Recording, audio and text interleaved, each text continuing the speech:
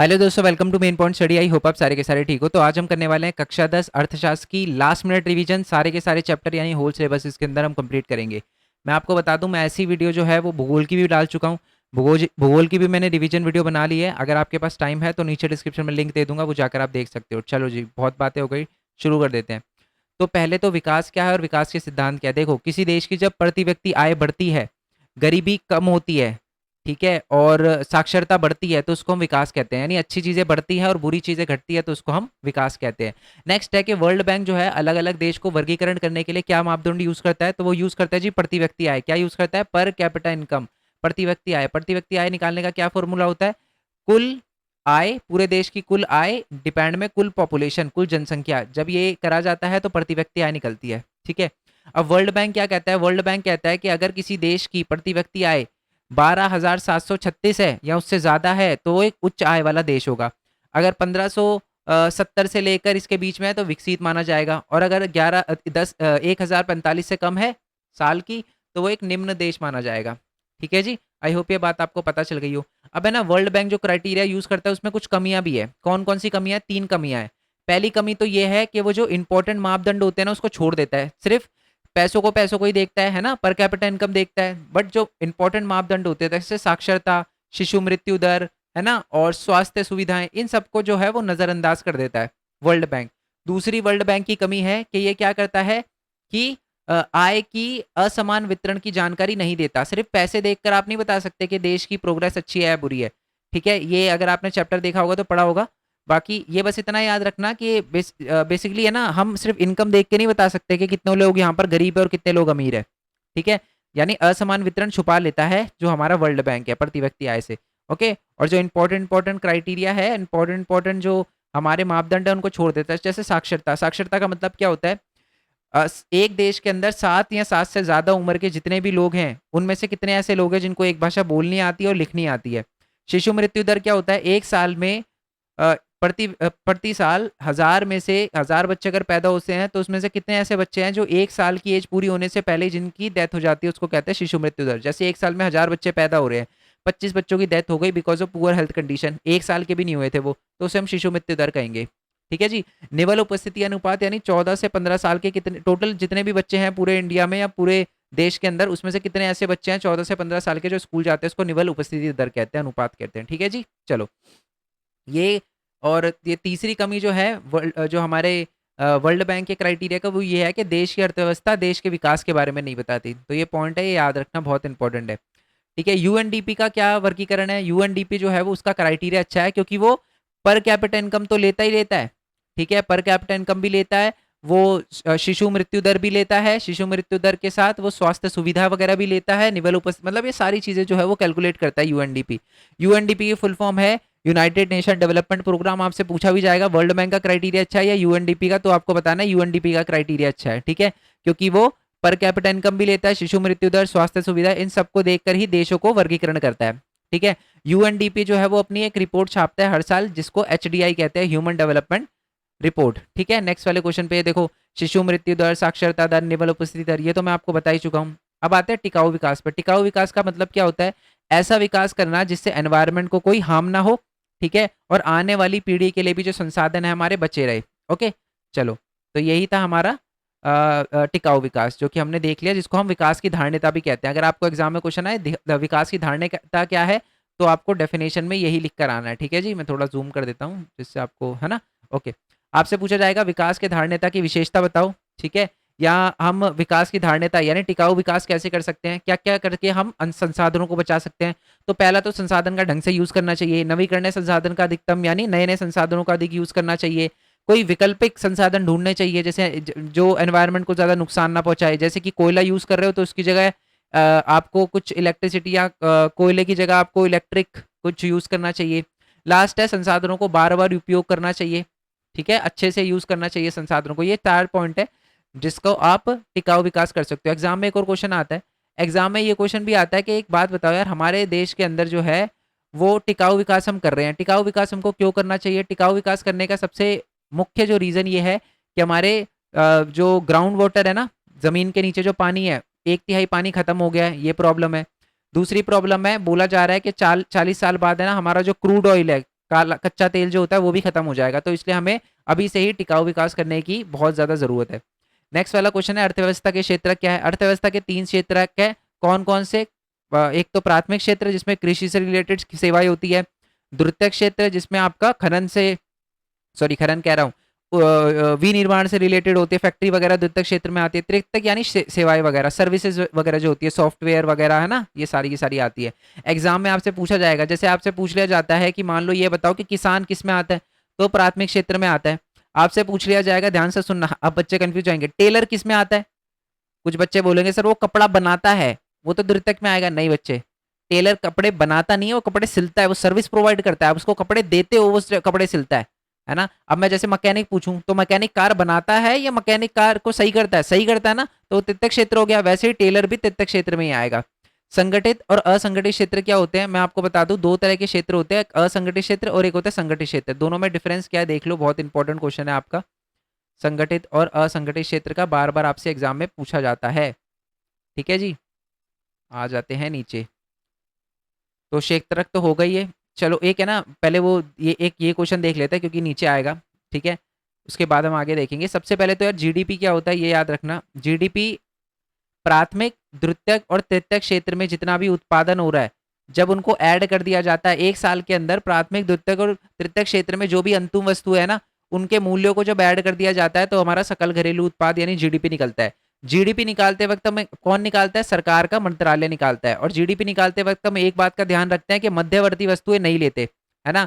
मान लो कि जैसे कि मान लो आटा है, आटे से क्या बन रहा है? आटे से आपका कुकी बन रही है, तो कुकी का प्राइस देखेंगे हम, आटे का नहीं देखेंगे, क्योंकि अब उससे अंतिम वस्तु तो कुकी है ना, बिस्किट वगैरह है, उसका प्राइस देखेंगे हम। ठीक है, चलो ओके। हम किस पे थे? ये वाला हो गया जीडीपी वाला। तृतीयक क्षेत्र का महत्व देखेंगे। मनरेगा में आपको बता देता हूँ, Mahatma Gandhi national rural employment guarantee act. ठीक है, महात्मा गांधी राष्ट्रीय ग्रामीण रोजगार गारंटी अधिनियम, ये जो है सरकार जो है वो 2005 में लेकर आई थी। ठीक है, सरकार ने इसको 2005 सितंबर में लेकर आई थी। सबसे पहले 600 गांव में स्टार्ट हुआ था, और इसका मुख्य उद्देश्य ये था कि गांव में रहने वाले लोगों को रोजगार वगैरह दिए जाए। इसमें यह बोला गया था कि साल में 365 दिन होते हैं, 100 दिनों तक तो लोगों को रोजगार दिया ही दिया जाएगा। और अगर 100 दिन तक सरकार रोजगार नहीं दे पाती, तो जितने भी दिन रह गए हैं, मान लो 90 दिन तक आपको जॉब मिलती है, 10 दिन तक नहीं मिलती, तो 10 दिन का आपको बेरोजगारी भत्ता दिया जाएगा। ठीक है, और इसका उद्देश्य यही है कि ग्रामीण लोगों में भी लोगों को रोजगार प्रदान करना। और इसमें जो काम होता है वो मैनुअल वर्क होता है, पत्थर वत्थर उठाना, गड्ढे भरना, ऐसा काम होता है इसमें। और इसमें 1/3 सीटें जो है वो फीमेल्स के लिए रिजर्व है, महिलाओं के लिए रिजर्व है। ठीक है, अब आते हैं जी वो प्राथमिक और द्वितीयक क्षेत्र वाले क्वेश्चन पे। ठीक है जी, चलो हम आगे आ जाते हैं। कहाँ गया वो प्राथमिक क्षेत्र वाला? अगर नहीं हुआ तो मैं वैसे ही समझा दूंगा, कोई दिक्कत नहीं है यार। ठीक है, टेंशन लेने की कोई ज़रूरत नहीं है आपको। यही होना चाहिए, प्राथमिक और द्वितीयक क्षेत्रक। चलो जी, मैं वैसे ही समझा देता हूँ आपको। यहाँ मैं देख लेता हूँ, यहाँ पर अगर टिकाऊ विकास, कोई दिक्कत नहीं। प्राथमिक वो सुन लो, संगठित और असंगठित, वैसे तो मेरे को यार इसी में से बताना चाहिए कि कोई पॉइंट मिस ना हो जाए, है ना। मैं नहीं चाहता कोई भी दिक्कत हो आपको, है ना। तो नोट्स ये रहा, इसको हमने खोल लिया। अब देखते हैं, ये तो हो गया हमारा। ओके, नीचे की तरफ हम आए, ये रहा जी। संगठित और असंगठित क्षेत्र। संगठित क्षेत्र क्या होता है?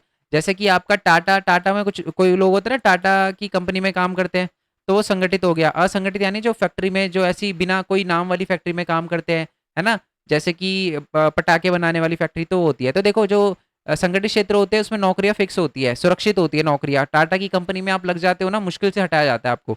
बट यहाँ पर नौकरी जो होती है सुरक्षित नहीं होती, कभी भी हटा दिया जाता है। यहाँ काम के घंटे निश्चित होते हैं कि आपसे 8 ही घंटे काम करवाएंगे, यहाँ निश्चित नहीं होते, 12-12 घंटे भी काम करवा लेते हैं, कभी छुट्टी भी नहीं देते। नेक्स्ट है, इसमें काम के बदले मासिक आय मिलती है, मंथली सैलरी मिलती है। यहाँ पर आपको दिहाड़ी मजदूरी मिलती है, दिन का, जैसे आप जाते हो काम करते हो उसी दिन के पैसे, जिस दिन नहीं गए उस दिन के पैसे नहीं मिलेंगे। ये है कि कार्य की स्थिति अच्छी होती है, यहाँ पर जो कार्य की स्थिति होती है वो अच्छी होती है। यहाँ पर निम्न स्तरीय कार्य परिस्थिति होती है, कार्य स्थिति अच्छी वगैरह नहीं होती। यहाँ पर कर्मचारी योजना के लाभ वगैरह दिए जाते हैं, यहाँ कोई लाभ नहीं दिया जाता। यहाँ इसका एग्जाम्पल है टीचर, ये डोमेस्टिक वर्क जो होते हैं ना, जो हमारे घर में हेल्प वगैरह कराती है ना दीदी और आंटी जी, वो। नेक्स्ट वाला क्वेश्चन है हमारा, कि संगठित क्षेत्रों में एक और था ना, प्राइवेट और पब्लिक वाला, चलो उस पे भी आ जाते हैं। पब्लिक कंपनियां जो होती है, गवर्नमेंट कंपनियां, उसको सार्वजनिक क्षेत्रक कहते हैं और उसको निजी क्षेत्रक। सार्वजनिक क्षेत्र क्या होते हैं? परिसंपत्ति पर सरकार का नियंत्रण, सरकार पर पूरा का पूरा नियंत्रण होता है कंपनीज का, उसको सार्वजनिक क्षेत्र कहते हैं। यहाँ पर निजी स्वामित्व होता है। ये जो है वो सरकारी ये सेवाएं सरकार उपलब्ध करवाता है, सभी सेवाएं यहाँ पर सरकार उपलब्ध कराता है, गवर्नमेंट में, गवर्नमेंट की फैक्ट्रीज में, गवर्नमेंट की कंपनी में। और यहाँ जो है सारी की सारी सुविधाएं जो है वो कंपनियां उपलब्ध कराती है। इसका मेन मोटिव होता है समाज का कल्याण करना। सरकारी कंपनी का इसका होता है बेसिकली पैसे वगैरह कमाना। ये यहाँ पर रोजगार में सुरक्षा होती है। सरकारी नौकरी पता ही है आपको, यहाँ पर रोजगार की सुरक्षा नहीं होती, प्राइवेट में इतनी नहीं होती है ना। प्राइवेट जॉब वालों को बहुत निकाला गया था, कब? ये कोविड के टाइम में, है ना। इसमें वैधानिक छुट्टी एवं अन्य सेवाएं दी जाती है, सब कुछ मिलता है ना, प्रोविडेंट फंड ये वगैरह। यहाँ पर कोई ज़रूरी नहीं है कि दी जाए प्राइवेट जॉब्स में, है ना, कंफर्म नहीं होता दी भी जाएगी नहीं दी जाएगी। ओके, अब देखो ज़्यादा हालत किसकी खराब है? हमारे ऊपर वाले में संगठित लोगों की हालत, संगठित क्षेत्र में लोगों जो काम करते हैं उनकी खराब है, असंगठित में? आप बोलोगे असंगठित में, है ना, जो फैक्ट्री के अंदर काम करते हैं। तो उनकी प्रॉब्लम को सॉल्व करने के लिए, उनके लिए अच्छा करने के लिए सरकार क्या क्या कर सकती है? पहला तो उनसे बहुत ज़्यादा ओवर टाइम करवाया जाता है। तो बेसिकली सरकार उनको ओवर टाइम के लिए उनके जो घंटे हैं वो तय कर सकती है कि आपको इतने घंटे ही काम करवाना है, ये कर सकती है सरकार, है ना। उनको मजदूरी मिलती रहे, इसके लिए जो है न्यूनतम आय तय कर सकती है। न्यूनतम आय का मतलब कि जी इतनी सैलरी तो आपको देनी पड़ेगी, ठीक है। साथ में सरकार कुछ ऐसे नियम वगैरह बना सकती है जिससे है ना उन लोगों को कम ब्याज पे ऋण वगैरह मिल जाए, ताकि छोटा मोटा अपना बिजनेस भी खोल सके वो, है ना। छोटा मोटा जरूरी नहीं है, बिजनेस शॉप वगैरह भी खोल सके। नए नए कानून बनाने चाहिए ताकि जो आपके असंगठित क्षेत्र में काम करने वाले लोग हैं ना, उनको भी वैधानिक अवकाश वगैरह, छुट्टी वगैरह मिल सके। ये सारी चीजें सरकार कर सकती है हमारे असंगठित क्षेत्र में लोगों की हेल्प करने के लिए, ठीक है जी। नेक्स्ट क्वेश्चन पे आते हैं। तो ये असंगठित वाला हो गया, सार्वजनिक क्षेत्र हो गया, निजी। और तृतीयक क्षेत्र का महत्व सुन लो, ये इंपॉर्टेंट है। तृतीयक क्षेत्र का हमारा क्या महत्व है उसके बारे में हम देखते हैं। तृतीयक क्षेत्र का महत्व ये यहाँ पर दे रखा है, तृतीयक क्षेत्र का महत्व। आपसे एग्जाम में ये भी क्वेश्चन आ सकता है कि तृतीयक क्षेत्र है ना बहुत तेजी से बढ़ता जा रहा है, क्यों? तो देखो, तृतीयक क्षेत्र की ज्यादातर जो सेवाएं होती है, डाक, परिवहन, बैंकिंग, ये सरकार देती है और सरकार जो है इसमें पैसा वगैरह खर्च करती है। तो इसलिए जो तृतीयक क्षेत्र है वो बढ़ रहा है, ठीक है। और प्राथमिक और द्वितीयक क्षेत्र भारत में बढ़ रहा है और जिसकी वजह से तृतीयक क्षेत्र भी बढ़ रहा है। जैसे कि अगर मान लो कृषि का उत्पादन बढ़ा, तो कृषि के उत्पादन को फैक्ट्री में कौन ले जाता है? परिवहन। और परिवहन किस में आता है? तृतीयक क्षेत्र में। तो यानी प्राथमिक और द्वितीयक क्षेत्र बढ़ने से तृतीयक क्षेत्र भी बढ़ेगा। नेक्स्ट है, समाज में लोगों की आय बढ़ रही है। अब जब लोगों की इनकम बढ़ रही है तो अपने बच्चों को प्राइवेट स्कूल में भेजेंगे। प्राइवेट स्कूल वगैरह किस में आते हैं? तृतीयक क्षेत्र में आते हैं। तो इससे भी उत्पादन हुआ है। नेक्स्ट है कि पिछले कुछ सालों में क्या हुआ है, बहुत सारी नए नए आप कह सकते हो कि आविष्कार हुए हैं, जिसकी वजह से लोगों ने क्या किया है कि तृतीयक मतलब तृतीयक क्षेत्र का उत्पादन उससे बढ़ा है। जैसे कि ऑनलाइन बाइंग। 10-20 साल पहले अगर आप मेरे से पूछते कि ऑनलाइन कोई चीज़ मंगानी चाहिए नहीं मंगानी चाहिए, शायद मैं फेवर में नहीं होता। बट आजकल तो सब कुछ ऑनलाइन मंगवाते हैं। मैं तो चाहे मतलब ऐसे बोल रहा हूँ मैं जैसे बहुत बूढ़ा हूँ। मतलब मैं बता रहा हूँ, अगर आपने दादा दादी से पूछोगे तो उन्होंने ऑनलाइन कुछ भी नहीं मंगाया होगा, बट आज बहुत कॉमन चीज़ है। यस और नो? बाकी नेक्स्ट वाला पॉइंट है कि 1991 में हुए सुधारों के कारण तृतीयक क्षेत्र को बढ़ने को अवसर मिला है। यानी आपको पता है 1991 में हमने एक पॉलिसी अपनाई थी जिसको एलपीजी कहते हैं। नीचे कमेंट बॉक्स में एलपीजी की फुल फॉर्म लिख दोगे तो मजा आ जाएगा। 1991 में पॉलिसी अपनाई थी जिसकी वजह से तृतीयक क्षेत्र को बहुत फायदा हुआ है, ठीक है जी। चलो नेक्स्ट वाले पॉइंट की बात करते हैं। नेक्स्ट वाला हमारा क्वेश्चन है, स्वयं सहायता समूह क्या है? स्वयं सहायता समूह जो होता है जिसको हम एसएचजी बोलते हैं, बेसिकली ये ग्रामीण इलाकों में लोग बनाते हैं। क्यों? क्योंकि साहूकार जो होते हैं वो ज़्यादा इंटरेस्ट रेट पे लोन देते हैं, ये ऋण के लिए पैसे इकट्ठा करते हैं। ऐसे चलो शुरू से सुनो। स्वयं सहायता समूह बेसिकली गांव के कुछ ऐसे लोग हैं जो अपने पैसे इकट्ठे करते हैं। 15 से 20 जन इकट्ठे करते हैं अपने पैसे, 25 से लेकर 100 रुपए तक के इकट्ठा करते हैं। और जब अच्छी खासी अमाउंट इकट्ठा कर लेते हैं ना, और इन 15 से 20 जनों को कोई भी पैसे की जरूरत पड़ती है, तो वो उस स्वयं सहायता समूह जो उन्होंने बनाया था और पैसे इकट्ठे करे थे उसमें से उन लोगों को लोन दे देता है बहुत ही कम ब्याज पे, और साथ में बिना किसी चीज को गिरवी रखवाए, ठीक है। और ये बनाया ही इसलिए जाता है ताकि लोगों को पैसे की प्रॉब्लम ना आए। देखो, अगर आप साहूकार के पास जाओगे वो ज्यादा लेगा ब्याज, है ना, और आप बैंक के पास जाओगे तो वो कुछ गिरवी रखवाएगा। बट ये जो स्वयं सहायता समूह है दोनों ही प्रॉब्लम सॉल्व कर देता है। और जो स्वयं सहायता समूह की एक और खासियत है कि अगर मान लो आप रेगुलर रहो, आप पैसे अच्छे खासे इकट्ठे कर लो ना, तो बैंक भी स्वयं सहायता समूह के नाम पे लोन देने के लिए रेडी हो जाता है। नेक्स्ट है, ग्रामीण इलाकों में रोजगार उत्पादन करने के लिए आप क्या कर सकते हो? ग्रामीण इलाकों में स्कूल बना सकते हो, ग्रामीण इलाकों में सड़क का उत्पादन कर सकते हो, लोगों को पढ़ा सकते हो। जब आप पढ़ाओगे तो अच्छा वगैरह काम वगैरह करेंगे, आगे बढ़ेंगे, है ना।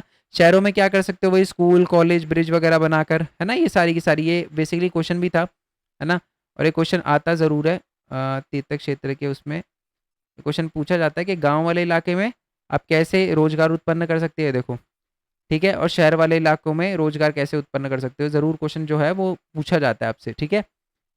ओके, चलो जी, आई होप ये बात आपको पता चल गई हो, गाँव में कैसे और शहरों में कैसे उत्पादन कैसे बढ़ाया जाता है बेसिकली, ठीक है। चलो, रोजगार कैसे प्रदान करा जाता है। नेक्स्ट वाले क्वेश्चन पे आते हैं कि आरबीआई के कार्य क्या है। नोट छापना आरबीआई का काम है सरकार के कहने पे। दूसरा है कि जो आरबीआई है वो बैंकों पे नज़र भी रखता है, ठीक है, कि वो ढंग से काम कर रहा नहीं कर रहा, छोटे मोटे बैंक।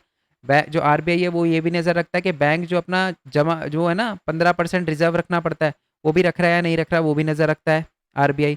साथ में लास्ट जो पॉइंट है, आरबीआई बेसिकली ये भी नज़र रखता है कि जो जितने भी बैंक है ना वो सिर्फ अमीर लोगों को नहीं, गरीब लोगों को भी लोन दे। नेक्स्ट है कि जीडीपी में तृतीय क्षेत्र का उत्पादन बढ़ रहा है, परंतु ज्यादा लोग आज भी कृषि में कार्य करते हैं। बहुत ही ज्यादा इंपॉर्टेंट क्वेश्चन है, घुमा के आएगा बट क्वेश्चन सुन लो ये क्या है। देखो ज्यादातर आप ये बताओ कि भारत में है ना जीडीपी में एक टाइम पे सबसे ज्यादा कृषि का उत्पादन होता था, बट आज सबसे ज्यादा तृतीय क्षेत्र का उत्पादन है। बट आज भी ज्यादातर लोग जो है वो प्राथमिक क्षेत्र में यानी कृषि क्षेत्र में ही है। पता है ऐसा क्यों है? प्रच्छन्न बेरोजगारी की वजह से, है ना। कृषि में क्या होता है कि हमें पता नहीं चलता कि कितने लोगों की जरूरत है, और है ना ज्यादा लोग काम करने लग जाते हैं। जैसे गाँव में क्या होता है कि मान लो आपका एक खेत है, पूरी फैमिली के 10-20 बंदे उसी खेत पे काम करते हैं। एक्चुअल में अगर 2 बंदे भी काम करें तब भी उतना उत्पादन होगा, बट ज्यादा फैमिली के पूरी फैमिली लग जाती है उसमें काम करने के लिए। तो वो क्या है, वो एक तरह से प्रच्छन्न बेरोजगार है। क्यों? क्योंकि उनके फार्म करने का कोई फायदा नहीं होगा।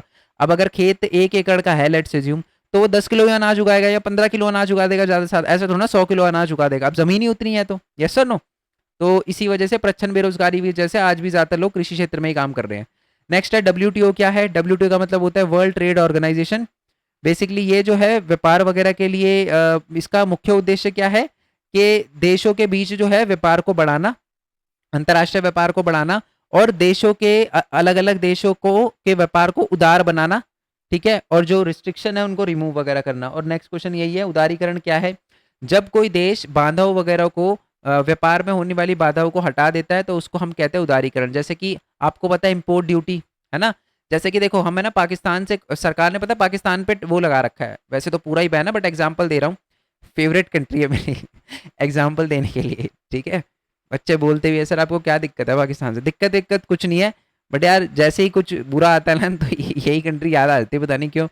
चलो, तो मान लो पाकिस्तान से आप कुछ मंगवा रहे हो, है ना, तो सरकार कहती है नहीं पाकिस्तान से अपने को ट्रेड ही नहीं करना। तो 10 रुपए की चीज थी पाकिस्तान में, वही चीज अब इंडिया में 200 रुपए की बिक रही है, मतलब 200 रुपए की हो गई। कोई खरीदेगा? नहीं खरीदेगा ना। ऐसा सरकार ने क्यों किया? बेसिकली ये एक अवरोध लगाने के लिए है, ठीक है। अब जब सरकार ऐसे अवरोधों को हटा देती है उसी को उदारीकरण कहते हैं। 1991 से पहले बहुत सारी कंपनियां इंडिया के अंदर नहीं थी। क्यों नहीं थी? क्योंकि हमने अवरोध लगा रखे थे और उन अवरोधों को हटा दिया, और इसी को हमने उदारीकरण बोला। यस और नो? जब बेसिकली अलग अलग कंपनियों पे लगाई गई रिस्ट्रिक्शन को जब रिमूव कर दिया जाता है उसी को हम उदारीकरण कहते हैं, ठीक है जी। आई होप ये बात आपको क्लियर हो गई हो। और भारत पर उसके प्रभाव क्या है? भारत पर उसके बहुत अच्छे प्रभाव हैं। जब हम ये उदारीकरण पॉलिसी 1991 में लेकर आए थे उसके बाद बहुत सारी कंपनी भारत के अंदर आई है, नई टेक्नोलॉजी आई है भारत के अंदर, ठीक है। और हमारे जो प्रोड्यूसर है उनको भी कंपटीशन वगैरह मिला है, हेल्थी कंपटीशन, ठीक है। और बहुत सारी भारत की कंपनी अभी अंतर्राष्ट्रीय लेवल पे गई है, ओके। और नेक्स्ट पॉइंट ये भी है कि जो कंज्यूमर है उनको भी अलग अलग टाइप की वैरायटी मिली है चीज़ों की, ठीक है। वैश्वीकरण के सकारात्मक और नकारात्मक प्रभाव, ये तो बच्चे आप बनाकर भी लिख सकते हो। कैसे? फायदा क्या हुआ है? अलग अलग टाइप की हमें चीज़ें देखने के लिए मिली है, सस्ती चीज़ें देखने के लिए मिली है, बढ़िया क्वालिटी की चीज़ें देखने के लिए मिली है, नई नई टेक्नोलॉजी भारत के अंदर आई है, लोगों को रोजगार मिला है। नकारात्मक प्रभाव क्या है? सबसे बड़ा नकारात्मक प्रभाव तो यही है कि हमारे जो लोकल प्रोड्यूसर है उनको बहुत ज़्यादा नुकसान हो रहा है, ठीक है। और लोकल, और समझ आ गया? तो यही है। अब बहुराष्ट्रीय कंपनी अपना उत्पादन कैसे फैलाती है? 3 तरीके हैं। दूसरे देश के अंदर क्या कर सकती है वो? यहाँ तो लोकल कंपनी के साथ पार्टनरशिप कर ले, है ना, या वो किसी लोकल कंपनी को खरीद ले, या लोकल कंपनी को एज अ सप्लायर यूज करे, ठीक है। अगर थोड़ा बहुत चैप्टर पढ़ा होगा तो आइडिया हो गया होगा आपको मैं कहना क्या सुन लो यार, कोई दिक्कत नहीं है। देखो, अगर आप एक एप्पल है, एप्पल इंडिया के अंदर मान लो अभी नई नई आई है, तो वो क्या कर सकती है इंडिया में अपना प्रोडक्शन शुरू करने के लिए? अब देखो नॉलेज तो है नहीं इंडिया में, इंडिया के बारे में उसको, तो एप्पल क्या कर सकती है? यहाँ तो पहले से कोई कंपनी चल रही होगी उसको खरीद लेगी, नाम चेंज करके एप्पल कर देगी, यस और नो? क्योंकि लोग तो वही रहेंगे काम करने वाले। एक पहला तरीका, यानी क्या कर ले? डायरेक्टली खरीद ले। दूसरा, पार्टनरशिप कर ले लोकल इंडियन कंपनी के साथ, जैसे हीरो होंडा ने करी। हीरो इंडिया की कंपनी, होंडा जापान की कंपनी, मारुति सुजुकी, है ना, ये भी क्या है, ये भी एक तरह से आप कह सकते हो पार्टनरशिप है। और तीसरा है कि उसे लोकल प्रोड्यूसर को एज ए सप्लायर यूज कर ले, जैसे जारा करती है, एम करती है, एम। अब ये जारा है क्या, बेसिकली जारा खुद तो होना बनाती है कपड़े, जारा क्या करती है, इंडियन को पकड़ती है, किसी कपड़े वाले को, बढ़िया कपड़े वाले को पकड़ते हैं, उसे बोलता है कपड़े बनाओ, टैग लगा देना जारा का, हो गया काम। यस और नो, ये तीसरा तरीका है।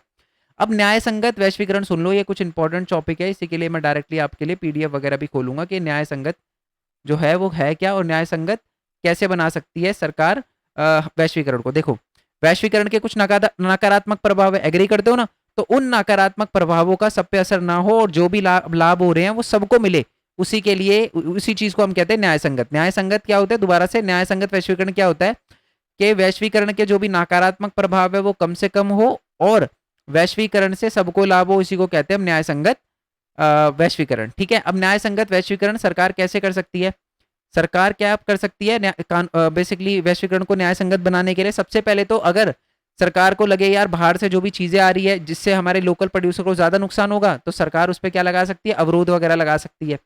ठीक है, दूसरा है सरकार क्या कर सकती है, जो हमारी लोकल कंपनियां उसको, छोटे जो उत्पादक है उनको मदद कर सकती है ताकि वो प्रतिस्पर्धा से लड़ सके। यस और नो। और लास्ट पॉइंट है कि श्रमिक कानून वगैरह के जो, अब देखो एमएनसी वगैरह जब इंडिया के अंदर आती है तो कभी कभार वर्करों के साथ भी बुरा बर्ताव हो जाता है, उनको सैलरी कम दी जाती है, ज्यादा घंटे काम कराया जाता है, तो उसके लिए भी सरकार जो है वो एक बढ़िया कानून वगैरह बना सकती है उनके लिए। ओके, और सबसे एंड में जो WTO है ना, WTO जैसे ऑर्गेनाइजेशन को बोल सकती है कि आप है ना जो है वो ढंग से बेसिकली ऐसे जो विकासशील देश है उनको सबको लड़ना चाहिए ताकि जो न्याय संगत जो वैश्वीकरण है उसको प्रमोट हो और सिर्फ विकसित देशों को ही वैश्वीकरण का फायदा ना हो। अब WTO की खासियत पता है क्या है, वो भेदभाव बड़ा करती है। ठीक है, मान लो जैसे अमेरिका के लोग कुछ इंडिया के अंदर बेचना चाहते हैं, तो WTO आके खड़ा हो जाएगा, इंडिया को बोलेगा कि जी आप टैक्सेस वैक्सेस हटा दो, आप अमेरिका के लोगों को बेचने दो जो बेच रहे हैं इंडिया में, है ना। बट जब हमारी इंडिया की कंपनी अमेरिका के अंदर जाके कुछ बेचना चाहती है तो WTO कहता है भाई ये तो अमेरिका का मामला, हम कुछ नहीं कह सकते, अगर उसने टैक्स लगाया तो हम कुछ नहीं कह सकते। तो मतलब बिल्कुल घोंचू है, मतलब ये WTO है ना, उदार मतलब बहुत ही चोर है समझ रहे हो? भावना निकल रही है मेरी, बट अच्छा नहीं करते है ना, भेदभाव करते हैं अपन को देख के, है ना। तो और करना भी चाहिए। अब तो हमने एक तरह से क्या बातचीत भी, वैसे मैं बता दूं बहुत अच्छा कर रहे हैं हम पूरी दुनिया में, बेसिकली पैसे के मामले में बहुत सारी कंट्री है ना इंडिया को इसलिए नहीं आने देती इंडिया के लोगों को, क्योंकि उनको पता है ये बंदा छोटा काम करके नहीं जाएगा, बड़ी पोस्ट पे निकलता है सीधा, समझ रहे हो। चाहे एप्पल, अब तो यूट्यूब पे भी, यूट्यूब के भी CEO जो इंडियन है, मैं वेट कर रहा हूँ कि मेरी एक दूसरी प्लेट भी आए जिसपे इंडियन का साइन हो, अच्छा लगेगा वो भी देख के मेरे को। ठीक है, बाकी यार आई होप आपको बहुत अच्छे सारी चीज़ें समझ आ गई हो। ओके, एंड मिलते हैं जी नेक्स्ट वीडियो में। आपका जो क्वेश्चन पेपर है ना, वैसे तो देखो uh, आपने अच्छे से प्रैक्टिस कर ही ली होगी, आई होप कोई दिक्कत ना आई हो।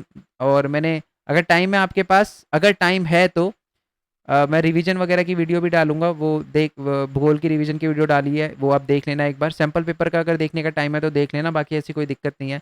और सबसे इंपॉर्टेंट वीडियो है यार, ये वीडियो जरूर देख के जाना, आंसर फॉर्मेशन, कि आपको आंसर लिखना कैसे है ये पता होना चाहिए। 5 में से 5 नंबर का क्वेश्चन और 5 नहीं आ रहे तो ये बड़ी प्रॉब्लम है। ठीक है बच्चे, all the best for your exam, दिल से आपको बधाई है, मेरे को पूरा भरोसा है बहुत अच्छा एग्जाम करके आओगे। ठीक है बच्चे, ऑल द वेरी बेस्ट।